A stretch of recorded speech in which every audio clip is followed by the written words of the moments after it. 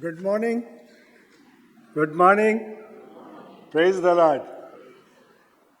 I wish all the mothers very happy Mother's Day.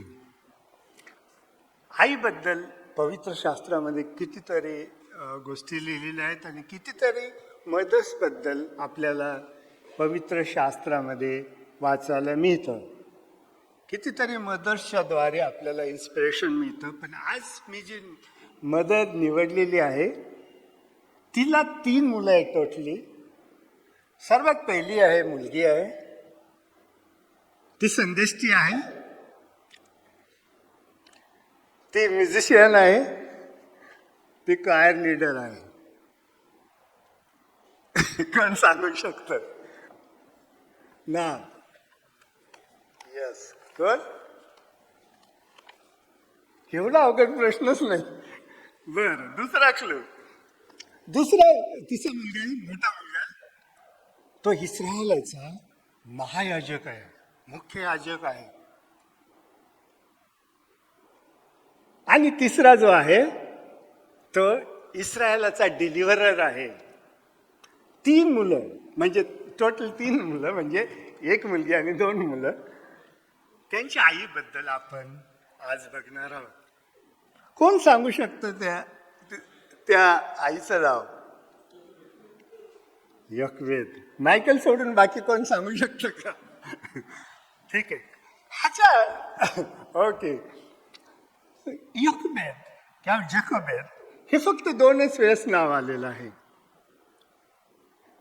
मोसेचं 784 वेळेस बायबलमध्ये नाव आलेलं आहे. आरोनाचंही बऱ्याच वेळेस आलेलं आहे आणि मरियमचंही आलेलं आहे. ह्या स्त्रीबद्दल गॉडली मदर, तिच्याबद्दल आपण आज पाहणार आहोत. Godly mother is not a perfect mother. कुठली गॉडली मदर किंवा कुठली mothers, you are a godly mothers, पण ह्याचा अर्थ असा नाही की तुम्ही परफेक्ट आहात, but you are a godly mother. दुसरं म्हणजे की गॉडली मदर जे काय करते आणि त्याचा जो रिझल्ट येतो तो आपण पाहिला पाहिजे, की त्या रिझल्टवरनं आपल्याला कळतं की ती गॉडली मदर, तिच्यामध्ये काय विशेषता आहे. पण ह्या विषयाकडे जाण्यापूर्वी योखेबेदबद्दल तिचं जे बॅकग्राऊंड आहे, जी परिस्थिती आहे, की तिच्या आधीचं बॅकग्राऊंड थोडंसं 2-3 मिनिटात सांगतो. अब्राहमाला परमेश्वरानं मेसोपोटेमिया ह्या देशातून बोलावलं. त्याला प्रॉमिस केलं की मी सांगतो त्या देशात जा, तो देश मी तुला देईन. तो फॉलो करतो. मग इसाकाची स्टोरी आपण बघतो. इसाक तिथे राहतो. त्यानंतर याकोब आहे आणि याकोबाचे 12 पुत्र आहेत. हे सर्वजण कनान देशात राहतात, पण तो देश त्यांना मिळालेला नाही. परमेश्वराने प्रॉमिस केलेला आहे, पण तो त्यांनी त्यांच्या मालकीचा अजून झालेला नाही. याकोबाचे 12 पुत्र आहेत. त्यातला योसेफ हा मिसर देशात गेलेला आहे. त्याची स्टोरी तुम्हाला माहित की या भावाने त्याला कसं ट्रीटमेंट केली आणि मग त्याला त्यांनी विकलं. आणि मग तो पोटिफरच्या घरी गेला आणि तिथून तो जेलमध्ये गेला आणि जेलमधून त्याचं प्रमोशन झालं आणि he became a prime minister of Egypt किंवा मिसर देशाचा तो सेकंड टू फॉरो. आणि ती सर्व स्टोरी तुम्हाला माहिती आहे. परंतु याकोब मेल्यानंतर योसेफही मेलेला आहे आणि त्याचे भाऊही मेलेले आहेत. जो फारो राजा ज्याच्या गुड बुक्समध्ये योसेफ होता, तोही मेलेला आहे.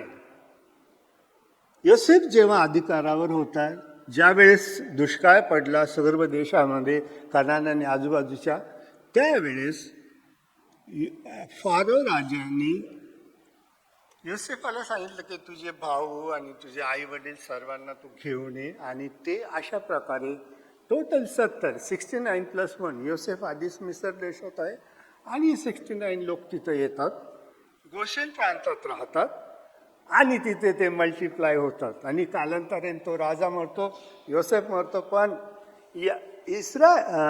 अब्राहमाला परमेश्वराने उत्पत्ती 15 अध्यायामध्ये जो करार केला त्यामध्ये परमेश्वराने त्याला आधीच सांगितलं होतं की तुझी संतान ही दुसऱ्या देशात जाईल, 400 वर्ष ते लोक त्यांना गुलाम करतील त्यांना, त्यानंतर मग मी त्यांना अद्भुत रीतीनं इथे आणीन आणि हा देश त्यांना देईल. अशा प्रकारे ही स्टोरी पुढे जात असताना सर्व मेल्यानंतर म्हणजे योसेफाचे भाऊ याकोब, फारो, नवीन राजा तिथे येत आहेत. डायनास्टी चेंज होत आहे. ज्याला योसेफ माहिती नाही तो राजा त्या देशात आलेला आहे आणि तो पाहतो की इस्रायल लोक मल्टिप्लाय होत आहेत. सुरुवातीला ते एकाच प्रांतात राहत होते गोषण, पण नंतर ते एवढे मल्टिप्लाय झाले, सर्व मिस्र देश त्यांनी व्यापून टाकला.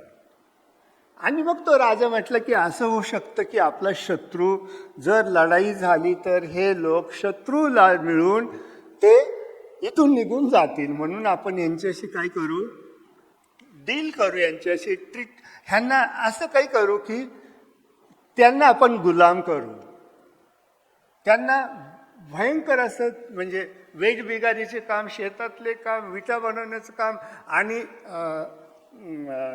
वेगवेगळे शहरं बांधण्याचं काम, अशा प्रकारे ह्या नवीन राजानं इस्रायल लोकांना गुलाम केलं. ॲज ऑन टुडे गुलाम काय आहे आपल्यापैकी कोणालाही माहिती नाही. इवन ब्रिटिशर्स टाईममध्ये आपण पाहतो की आपला देश गुलामगिरीत होता, परंतु तरी सुद्धा त्या काळातल्या लोकांना विचारलं तर बरेचसे लोक म्हणतील की ब्रिटिशांचा काळ खूप चांगला होता, लॉ अँड ऑर्डर होती, very happy at that time.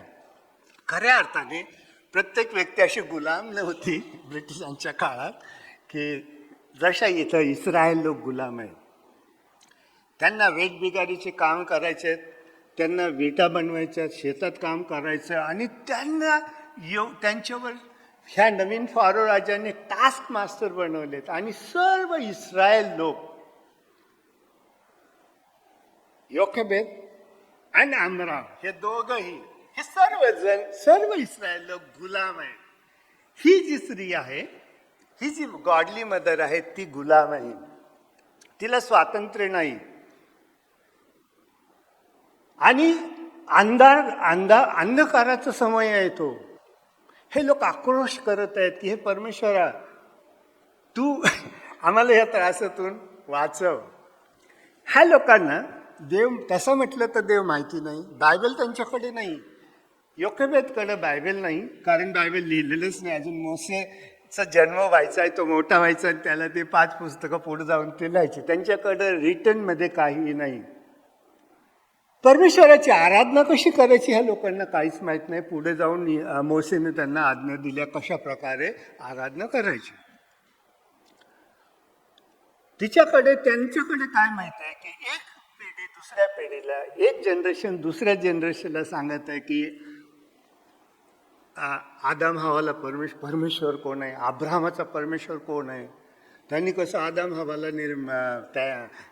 Create केलं, कशी सृष्टी निर्माण केली आणि मग कसं सगळी जी स्टोरी आहे इथपर्यंतची, म्हणजे मोसेस 80 वर्षाचा होईपर्यंत त्यांच्याकडे काही नाही, परंतु ओरल आहे सर्व. योकेबेद ज्या परिस्थितीमध्ये मोसेसचा जन्म झाला, योकेबेद म्हणजे गॉड इज माय और यहोवा इज माय ग्लोरी. तिच्या नावाचा अर्थ आहे यहोवा इज माय ग्लोरी. गुलाम आहे, तिला कुठले स्वातंत्र्य नाही, तिचा नवरा कावाट कष्ट करत आहे ह्या लोकांवरती. आणि मरियमचा जन्म झालेला आहे, ती मोठी आहे थोडीशी. त्यानंतर हारून आणि मोसे यामध्ये 3 वर्षाचं अंतर आहे. आणि जेव्हा परमेश्वराशी मोसेस बोलला, हारून बोलला, त्यावेळेस मोसेस 80 वर्षाचा आहे, हारून 83 वर्षाचा आहे. तर हे लोक जेव्हा मरियम आणि हारूनचा जन्म झाला त्यावेळेस अशी आज्ञा नव्हती की जो इस्रायलाच्या घराण्यामध्ये किंवा इस्रायलाच्या स्त्रीला जर मुलगी झाली तर तिला सोडून द्यायचं, पण मुलगा झाला तर त्याला मारून टाकायचं. ज्या मिडवाईफ्स होत्या त्यांना राजाने आज्ञा केली की इस्रायलाच्या स्त्रीला जर मुलगा झाला तर जन्म झाल्याबरोबर त्याला मारायचं आहे, आणि जर मुलगी झाली सोडून द्यायचं. ह्या मिडवाईफ्सने, ह्या स्त्रीने काय केलं, राजाची आज्ञा मानलेली नाही. राजा विचारतो तर तीच त्या म्हणतात की इस्रायलाच्या स्त्रिया खूप स्ट्रॉंग आहेत, आम्ही जाण्यापूर्वीच त्यांचा लेकरांचा जन्म होतो, आम्ही नाही मारू शकत. मग मात्र एक आज्ञा होते की जर इस्रायलाच्या स्त्रीला, इस्रायल घराण्यामध्ये कुठल्याही स्त्रीला जर मुलगा झाला तर त्याला तुम्ही नाईल नदीमध्ये फेकून द्यायचं. अशा परिस्थितीमध्ये ह्या गॉडली मदरची प्रेग्नन्सी राहते, तिच्या पोटामध्ये जे मोजे आहे. आणि मग अशा परिस्थितीमध्ये जस्ट इमॅजिन, तुम्ही सर्व गॉडली मदर्स इथं आहेत, तुमच्यामध्ये आणि त्यांच्यामध्ये किती जमीन आसमानचा फरक आहे. तुमच्याकडे खूप चांगलं घर आहे, स्वतःचं असेल, भाड्याचं असेल हाऊस. ते गुलामगिरीमध्ये राहणाऱ्या लोकांना खूप कम्फर्टेबल घर असेल असं नाही, आणि रात्रंदिवस त्यांना काम करावं लागतंय. तास मास्टर किंवा मुकादम त्यांच्यावरती आहे, आणि ते खूप छळतात ह्या लोकांना, आणि त्यांना जीव नकोसा झालेला आहे. अशा परिस्थितीमध्ये योकेबेद प्रेग्नंट राहते आणि मोसेचा जन्म होत आहे. ही सर्व स्टोरी आपल्याला मिळेल निर्गमाच्या 2ऱ्या अध्यायामध्ये. मग इथे आपण पाहतो की ती कशा परिस्थितीमध्ये बाळाला जन्म देते. तुम्ही बघा, थोडीशी वचनं वाचतो.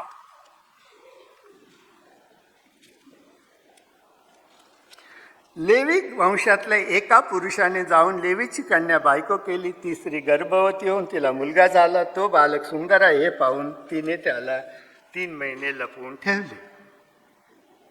इथे आपण पाहतो की योखेबेदला जेव्हा हा मुलगा झालेला आहे त्याला तिने काय केलं, 3 महिने लपवून ठेवलेलं आहे. लहान बाळाला 3 महिने मिस्री लोकांच्या किंवा मिस्री सोल्जर्सच्या किंवा जे काय ते सुरक्षा रक्षक असतील किंवा यांच्यावरती नेमलेले लोक असतील त्यांच्यापासून लपवून ठेवणं, किंवा आपल्या भाषेत पोलिसापासून, मिसरच्या पोलिसापासून त्या लहान बाळाला लपवून ठेवणं तिच्यासाठी असंभव होतं. परंतु आपण पाहतो इकडे नवीन करारात जर आलो तर आपण पाहतो 11व्या अध्यायात इब्रियराचं पत्र, त्यामध्ये असं म्हटलेलं आहे 23व्या वचनात, मोसे जन्मल्यावर त्याच्या आईबापाने विश्वासाने त्याला 3 महिने लपवून ठेविले, कारण ते मूल सुंदर आहे असे त्यांनी पाहिले. इथं म्हटलेलं आहे की आई वडिलांनी दोघांनी मिळून त्याला काय केलेलं आहे, लपवून ठेवलेलं आहे विश्वासाने. कारण ते बाळ सुंदर आहे. म्हणजे सर्वच आईला आपली मुलं, आई वडिलांना मुलं सुंदर वाटतात, परंतु मोसेमध्ये काहीतरी विशेषता होती आणि म्हणून 3 वेळेस लिहिलं गेलं की तो फार सुंदर होता. मे बी देवापासून त्यांना काहीतरी रिव्हिलेशन असेल. सगळ्या गोष्टी ते लिहिलेल्या नाहीत. इन शॉर्टमध्ये बायबलमध्ये बऱ्याचशा गोष्टी अशा शॉर्टमध्ये लिहिलेल्या आहेत. इथं 2ऱ्या अध्यायात आपण पाहतो की लेवी वंशातल्या एका पुरुषाने जाऊन लेवीची कन्या बायको केली. ती स्त्री गर्भवती होऊन तिला मुलगा झाला. तो बालक सुंदर आहे पाहून तिने त्याला 3 महिने लपवून ठेवले. याचा अर्थ असा होतो की हा पहिलाच मुलगा आहे. इन शॉर्ट लिहिले. इथं ही स्टोरी नाही की मरियमचा जन्म कधी झाला, ही स्टोरी नाही की अहरोनचा जन्म कधी झाला. पुढे जाऊन आपल्याला त्यांची नाव मिळतात. इथं तिचंही नाव लिहिलेलं नाही आणि अमरामचंही नाव लिहिलेलं नाही. तर हे मूल झालेलं आहे अशा परिस्थितीमध्ये की तिला माहीत आहे की राजाज्ञा काय आहे. जस्ट इमॅजिन करा की तुमच्या लेकराला आता जन्म झालेला आहे आणि मग त्याचं जीवन असं किती भयानक अशा फिअरमध्ये ती जगत असेल, किंवा तिला किती टेन्शन असेल की माझ्या लेकराचं काय होईल. परंतु आपण पाहतो की विश्वासाने तिने 3 महिने आपल्या लेकराला मोसेला लपवून ठेवलेलं आहे. आता काय होतंय की आता तो त्याच्यापेक्षा जास्त त्याला ती लपवून ठेवू शकत नाही. तिला माहिती आहे काय, तिला माहिती असेल किंवा परमेश्वरापासून रिव्हिलेशन असेल की ह्या मुलाच्या जीवनामध्ये परमेश्वराची काहीतरी योजना आहे. परंतु तिला माहीत आहे की ह्याला कसं आपण लपवू शकतो किंवा कसं ह्याला वाचवू शकतो. तिला नोहाची स्टोरी माहीत आहे आणि नोहानं काय केलेलं आहे तुम्हाला सगळ्यांना माहीत आहे. आणि त्यावरून मे बी शक्यता आहे की तिने त्यावरून इन्स्पायर झाली असेल किंवा त्यापासून तिला आयडिया मिळत असेल. तिने एक छोटीशी आर्क केलेला आहे. 3 आर्क आहेत जुन्या करारामध्ये. एक तर नोहाचा आर्क आहे किंवा नोहाचा तारू आहे. त्यानंतर योखेबेदनं बनवलेली छोटीशी बोट आहे किंवा आर्क आहे. आणि त्यानंतर पुढे जाऊन मोसेनं बनवलेला आर्क ऑफ द कॉव्हनंट आहे. तिला माहिती आहे की आता ह्या बाळाला आपण काय करू शकतो. तिने बोट बनवली आणि पुढे जाऊन काय केलं तिने वाचू आपण थोडंसं. पुढे त्याला लपवून ठेवता येईना म्हणून तिने लवाळ्याचा एक पेटारा करून त्याला डांबरवर राळ चोपटली. त्या पेटाऱ्यात तिने त्या बाळकाला घालून नदी तीराच्या लवाळ्यात नेऊन ठेवले आणि त्याची काय होईल हे पाहाव्यास त्याची बहीण दूर उभा राहिली. मग फारोची कन्या नदीवर स्नान करावयास आली. तिच्या दासी नदीच्या कडेने चालल्या असता लवाळ्यामध्ये तो पेटारा तिच्या नजरेस पडला. तो आणावयास तिने आपल्या एका दासीला सांगितले. तो उघडून पाहता तिच्या दृष्टीस ते बालक पडले. ते रडत होते. तिला त्याचा कळवळा आला व ती म्हणाली हे कोणातरी इब्राचे बालक आहे. तेव्हा त्या बालकाची बहीण फारोच्या कन्यास म्हणाली आपणाकरिता मुलास दूध पाजाव्यासाठी इब्री स्त्रियातून एक दाई बोलावू काय. फारोच्या कन्येने तिला म्हटले जा बोलाव. तेव्हा ती मुलगी जाऊन त्या बालकाच्या आईस घेऊन आली. फारोच्या कन्येने तिला म्हटले या मुलास घेऊन जा आणि मज करता यास दूध पाज म्हणजे मी तुला वेतन देईन. मग ती स्त्री त्याला घेऊन जाऊन दूध पाजू लागली. ते मूल मोठे झाल्यावर ती त्याला घेऊन फारोच्या कन्येकडे गेली आणि तो तिचा पुत्र झाला. तिने त्याचे नाव मोसे ठेवले कारण ती म्हणाली मी याला पाण्यातून काढले आहे. नाव इथं आपण पाहतो हा गॉडली मदर. तिला माहीत आहे जे ओरली तिला माहीत आहे गॉड ऑफ अब्राहम. तिला माहीत आहे की नोहानं काय केलं आहे. त्यातून तिनं त्यातून इन्स्पिरेशन घेऊन एक बोट बनवलेली आहे. पण जस्ट इमॅजिन करा की आता ह्या बाळाला सोडून द्यायचं आहे नदीमध्ये.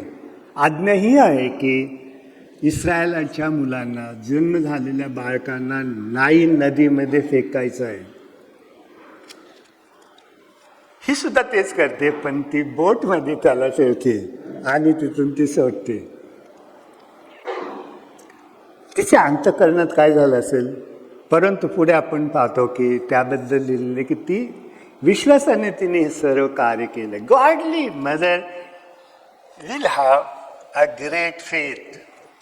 त्यांच्याकडे खूप मोठा विश्वास असतो. तिच्याकडे फार मोठा विश्वास होता. अशा परिस्थितीत ते बाळाला जन्म दिलेला आहे. 3 महिने तिने त्याचं रक्षण केले, त्याला लपवून ठेवलेले. राजाज्ञेला ती घाबरली नाही आणि राजाची आज्ञा आहे की नाही नदीत टाकायचं टाकून दिलं तिने. परंतु परमेश्वराची योजना त्याच्यासाठी अद्भुत अशी होती. आणि पुढे सर्व तिचा जे विश्वास आहे त्याचं फळ आपण पाहतो की पुढे मी आता ही स्टोरी वाचली की पुढे काय झालं. ह्यामध्ये मरियमचा रोल आहे. मे बी ह्यांनी आधी रेकी केली असेल, ते ऑब्झर्व केलं असेल की ह्यावेळेस फारोची कन्या आंघोळ करण्यास येते तिथं. ते सर्व त्यांनी आधी ऑब्झर्व केलं असावं आणि त्यांनी मग ते सर्व बघून त्यांनी प्लॅन केलं असेल की आपण काय करायचं आहे. So the godly mothers will also make a godly plan. किंवा त्यांना ते इन्स्पिरेशन त्यांना मिळतं परमेश्वरापासून. तिने त्या पद्धतीने ते कार्य करतात. आता इथे एक चमत्कार झालेला आहे की जेव्हा त्या मोसेला त्या पेटाऱ्याला उघडलं तर फारो राजाच्या मुलीला त्याच्याबद्दल कळवळा आलेला आहे. जरी तिला माहिती की तिच्या वडिलांची आज्ञा आहे की ह्या मुलांना मारून टाकायचं, पण ती तसं करत नाही. आणि मग मरियम तिला प्रपोज करते की ह्या बाळासाठी मी नर्स आणू का, त्याची काळजी घेणारी एव्हरी स्त्री आणू का. आणि ती अगदी अप्रोप्रिएट टाईम ऑपॉर्च्युनिटी आली लगेच तिने तिचा फायदा केलेला आहे. आणि मग तिची म्हणजे मोसेची आईलाच परत ते बाळ सांभाळण्यासाठी मिळतं. आता इथून पुढे गॉडली मदरचा फार मोठा रोल आहे. तिच्याकडे 3 किंवा 5 वर्ष असेल एव्हरी स्त्रिया लेकरांना म्हणजे दूध पाजत असताना तेव्हा ते फुल म्हणजे नॉर्मल जेवण जेवण्यापर्यंत त्यांना ते त्यांच्या केअरमध्ये असतात, त्याला विनिंग म्हणतात. तर मे बी 3 वर्ष किंवा 5 वर्ष मोसेस तिच्याकडे असेल. त्या काळामध्ये अब्राहमाचा परमेश्वर, इसाकाचा परमेश्वर, याकोबाचा परमेश्वर, त्याबद्दल मोसेला तिच्या आईनं शिक्षण दिलेलं आहे आणि तो कधीच विसरणार नाही असं तिला शिक्षण दिलं आहे. So godly mother gives instructions to their children. अशा प्रकारचा त्यांचा रोल आहे गॉडली मदरचा की आपल्या लेकरांना तुम्ही असं शिक्षण द्या की मग ते जगात गेले काय केलं तरी पुढं माहीत आहे तिला ह्याला जायचं आहे कुठं, मिस्री लोकांच्या युनिव्हर्सिटीमध्ये, इजिप्तच्या शिक्षणामध्ये जायचं आहे. पुढे जाऊन आपण पाहतो की मोसे इजिप्त मिस्री लोकांचं सर्व विजडम त्यांनी शिकला, त्यांचं शिक्षण त्यांनी घेतलं, तरी पण त्याच्या अंतःकरणातला परमेश्वर बाजूला झालेला नाही. त्याला ते मिस्री बनवू शकले नाही. ॲट अप्रोप्रिएट टाईम 40 वर्षाचा झाल्यावरती तो रिफ्यूज करतो की मी फारोच्या कन्येचा मुलगा आहे. तो रिफ्यूज करतो. पुढे जाऊन आपण नवीन करारामध्ये 11:24 वाचतो, मोशेने प्रौढ झाल्यावर आपणास फारोच्या कन्येचा पुत्र म्हणण्याचे विश्वासाने नाकारले. कधी कधी जुन्या करारात पूर्ण डिटेल्स नसतील तर त्या नवीन करारात असतील. तर इथं त्यांनी काय केलेलं आहे, मी फारोच्या कन्येचा मुलगा नाही. आणि त्यांनी काय केलेलं आहे की ही त्याची जी भावबंद आहेत ते गुलाम आहे, त्यांच्यामध्ये तो गेला. एक दिवस त्यांनी काय बघितलं की एक मिस्री माणूस इब्री माणसाला मारत आहे. इकडं तिकडं त्यांनी पाहिलं, त्याला मारलं, मर्डर केला मोसेने आणि त्याला वाळूमध्ये ते प्रेत पुरून टाकलं. दुसऱ्या दिवशी गेला, 2 इब्री भांडण करत आहेत. तो बोलतो की तुम्ही भाऊ का भांडता. ते म्हणतात की तुला आमच्यावर न्यायाधीश कोणी नेमलं, त्या तू मिस्रीला मारलंस, मिस्री माणसाला आम्हालाही मारतो का. आणि मग त्याला कळतं आता त्या सगळ्याच्या मागे परमेश्वराची योजना आहे. त्याला कळतं की आता त्यांनी केलेलं मर्डर हा लपून राहणार नाही. तर राजाचा त्याला कळतं की, आणि पुढे आपण वाचतो की तो राजा सुद्धा फारो हा जो नवीन फारो आहे तो मोसेला मारण्याचा प्रयत्न करतो. आणि मग मोसे तिथून पळून जातो. आणि मग 40 वर्ष तो कुठे जातोय, मिद्यान इथं, मिद्यान देशामध्ये जाऊन तिथं तो राहतो. 40 वर्ष तो मेंढरं सांभाळत. आणि 40 वर्ष म्हणजे 80 वर्षाचं झाल्यावर परमेश्वर त्याला जळत्या झुडपामधून तो काय करतो, दर्शन देतो. ह्या मोसेची आई आहे. मोसेला तिने काय केलेलं आहे, मोसेसाठी ते एक तर ते शी इन्स्ट्रक्टेड हिम, सर्व परमेश्वराबद्दलचं सर्व ज्ञान त्याच्या अंतःकरणामध्ये तिने टाकलेलं आहे. जस्ट इमॅजिन करा की आता त्या मुलाला जेव्हा ती पाण्यात सोडते तेव्हा तिला काय वाटत असेल. द टाईम कम्स अँड तिला माहीत आहे की परमेश्वर माझ्या लेकराचं रक्षण करेल. ती प्रार्थना करणारी स्त्री होती. ती या योक्यमेतचा जो परमेश्वर आहे तो तुमचाही परमेश्वर आहे. प्रत्येक मदरला वाटतं की माझे लेकरं सुरक्षित असावं, त्याचं रक्षण व्हावं, ह्या जगामध्ये त्याचा नाश होऊ नये, आजारापासून, अपघातापासून, सर्व प्रकारच्या वाईट गोष्टीपासून आमची लेकरं सुरक्षित असावं. आणि जो परमेश्वर मोसेसचं संरक्षण करतो, योकेबेदची प्रार्थना ऐकतो, तोच परमेश्वर आज तुमच्या आमच्या बरोबर आहे. All godly mothers, your children are protected by living God. हल्लीच्या दिवसामध्ये खूप मुलं नसतात, एक किंवा मॅक्झिमम 2, आणि मग ते आईवडिलांचं सर्व लक्ष त्या लेकरावर असतं. रात्रंदिवस त्यांची चिंता ते करतात किंवा त्यांची काळजी ते करतात. परंतु सर्व त्या योकेबेदसारखा विश्वास तुमचा असू द्या की जो परमेश्वर मोसेसला एवढ्या संकटातून वाचवतो. नाईल नदीमध्ये त्याला मारण्यात आलाच तर तिथून त्याला वाचवलेलं आहे. इब्री असून राजग्रंथ हा जो मुलगा आहे, इब्री मुलगा आहे, त्याचं डेस्टिनेशन काय होतं? नाईलमध्ये जायचं आणि नाईलमध्ये त्याला मारून टाकण्यात येईल. तो राजवाड्यात राहिलेला आहे. गुलामाच्या अतिशय गरीब घरातून तो तिथून देवाने त्याला उचललेलं आहे आणि फारोच्या महालामध्ये तो गेलेला आहे. तुमच्या मुलांचं भविष्य हे परमेश्वर ठरवतो. त्यांना कुठं घेऊन जायचंय तो परमेश्वराने ऑलरेडी प्लॅन केलेला असतो. तुमची सर्व मुलं, all godly mothers, your children, their destination, their future is in the hand of living God. आणि जर मोसेचा परमेश्वर बदलणारा परमेश्वर नाही, त्याला सांभाळणारा परमेश्वर तुमच्याही लेकरांना सांभाळणार आहे. ही गॉडली मदर आहे. आपल्याला 3 लेकरांना एवढे देवाचं सेवक म्हणजे तिने जगिक दृष्टीने त्यांना असं मोठं केलेलं नाही. परंतु आरोन महायाजक, इस्रायल लोकांचा महायाजक, type and shadow of Jesus Christ. मरियम ना, ती शी इज अ क्वायर लीडर.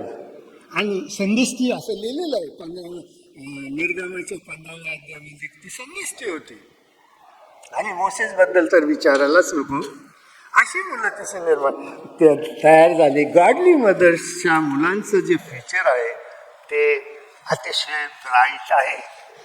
मोसेसबद्दल जर थोडं बोलायचं तर तो एक झोपडीत वाढला. फार चांगलं घर नसेल, परंतु तो झोपडीत जन्म झाला, पण तो कुठं राहिला? महलमध्ये, राजवाड्यात तो राहिला.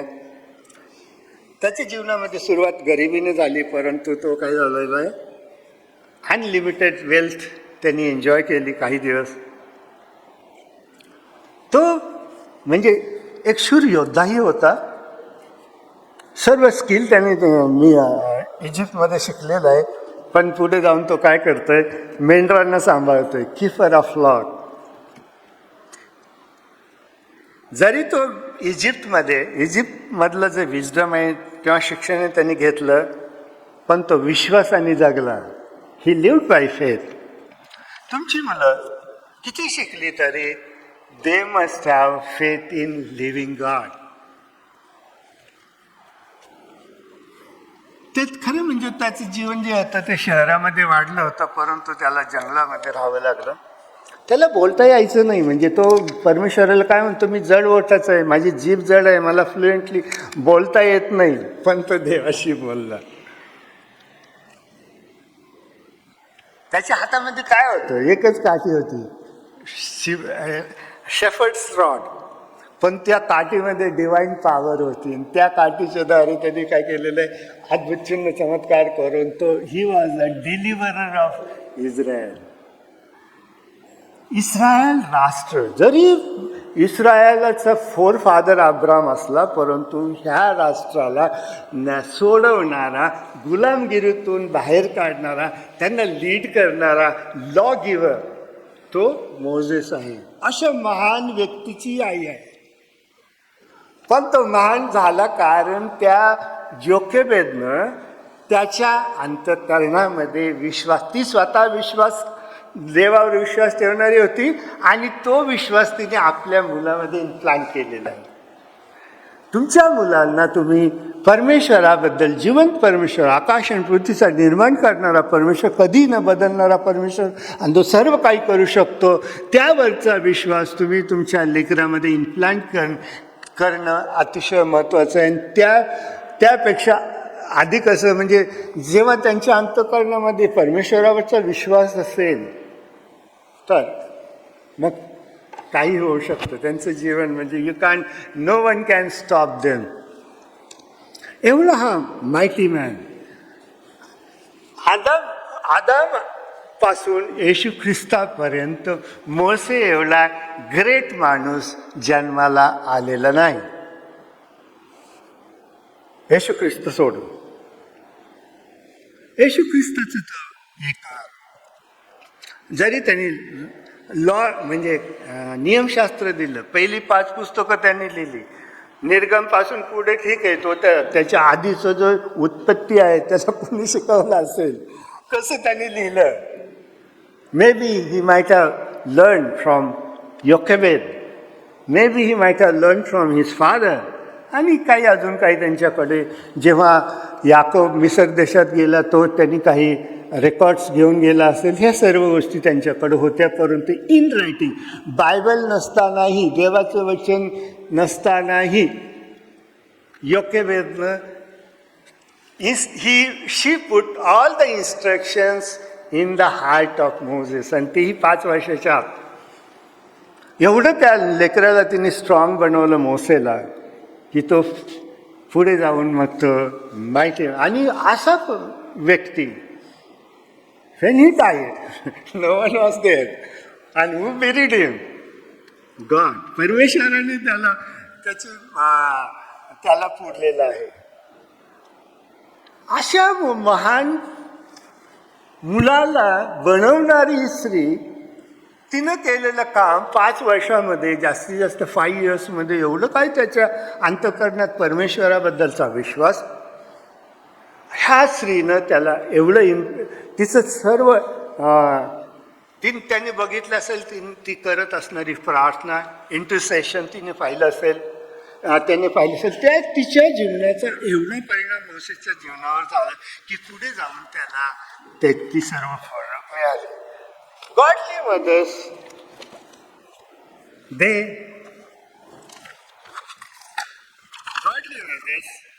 हे जे पुढचं जनरेशन आहे तर गॉडली मदर्स आहेत, कारण त्यांची मुलावरनं कळतं की दे आर गॉडली मदर्स. ती मुलं पुढे जाऊन काय करतात, कशी ते देवाची सेवा करतात की नाही, देवावर विश्वास ठेवतात की नाही. So today challenge is, you are all godly mothers. सर्वात पहिलं की तुम्हाला जी मुलं दिली ती परमेश्वराने दिलेली, they are God's property. Moses सुंदर मुलगा होता, म्हणजे तो काहीतरी विशेष होता. तुमच्या लेकरामध्ये जे काही आहे त्याची व्हॅल्यू समजून घ्या. They are gift from God. त्यांचं संरक्षण करणं सगळ्याचा विशेष म्हणजे त्यांच्या अंतःकरणामध्ये परमेश्वराबद्दलचा विश्वास टाकणं ही तुमची जबाबदारी आहे. तुम्हाला ते कॉपी करतात. लहान लेकरांची कानं खूप मोठी असतात आणि डोळ्यासुद्धा, तुम्हाला माहीत नाही पण ते तुम्हाला ऑब्झर्व करतात, तुमचं ऐकतात आणि तुमच्यापासून बरंच काही तुम्ही न शिकवता ती शिकवतात. म्हणून तुमचा एक आदर्श तुमच्या मुलासमोर पाहिजे. So all godly mothers, there is challenge. As on today, days are very evil. वाईट दिवस आहेत. बाहेर जगामध्ये खूप सारे त्यांना वाईट मार्गाला घेऊन जाणारे कितीतरी आकर्षण आहेत. सो इझिली लहान लेकराला त्यांच्या वयाच्या आधीच बऱ्याच काही गोष्टी माहीत होत आहेत. त्यांना एवढं काही अवेलेबिलिटी आहे. म्हणून तुमचं चॅलेंज खूप मोठं आहे. तुमच्या जीवनामध्ये एकच एम राहू द्या, आमच्या लेकरांनी परमेश्वरावर प्रेम करावं, आमच्या लेकरांनी प्रार्थना करावी, आमच्या लेकरांनी देवाचं वचन वाचवणं, आमच्या लेकरांनी जीवनामध्ये काही होऊ द्या.